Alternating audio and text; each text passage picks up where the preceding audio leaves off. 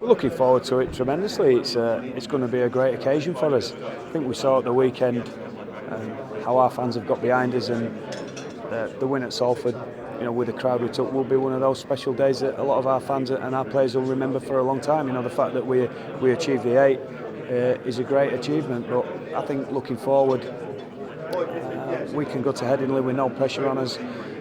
Just concentrating on trying to get our best game out there, and if we can get our best game on the park for those 80 minutes, I think we really have got the ability to trouble most teams. Well, it wasn't so much about the win. We would have desperately liked to have won, but it's more how we played, which is more disappointing.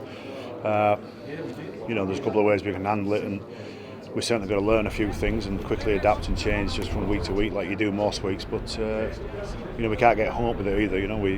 We entered a slightly different competition now. It's playoffs, and we lose this weekend and it's gone. So we'll push past that, and we'll look forward to Wakefield. The second half of the season, our form has been right up there, and when I say right up there, I mean with the top 2 or 3 teams in the competition. We've had some very close wins, but we've probably had some close defeats during the year as well that maybe have balanced that out. But we've been competitive for most of this year. Second half of the year, it's really translated into some very good wins, and I think we've definitely evolved as a team, and most certainly got better as the year's gone on. Absolutely, and they're playing some good stuff as well. Richard Agar's done a really good job there in galvanising that group of people and getting them to play well. We lost against them a couple of weeks ago, maybe 3-4 weeks ago.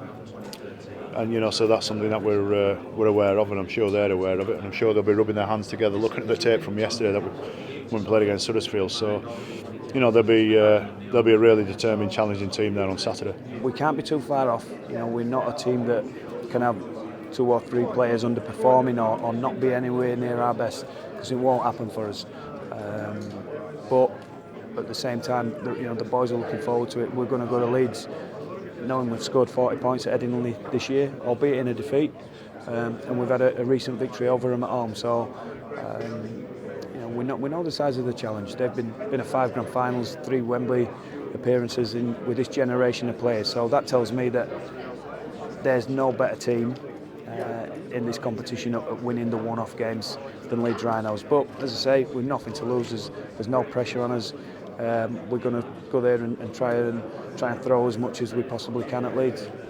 Obviously, last year you won the grand final from 5th position. People saying it can't be done again, can it? It's going to be difficult. There is you've got to win 4 games, 4 massive games, and 4 against 4 very good teams and 4 very determined teams. But it can be done. A task a group of champions no doubt will be probably relishing.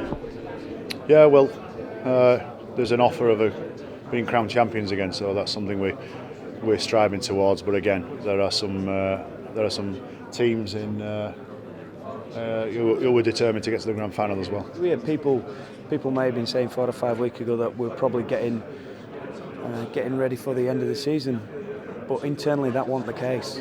I'm not saying we had playoffs written on the changing room wall and it was something that we ever talked about.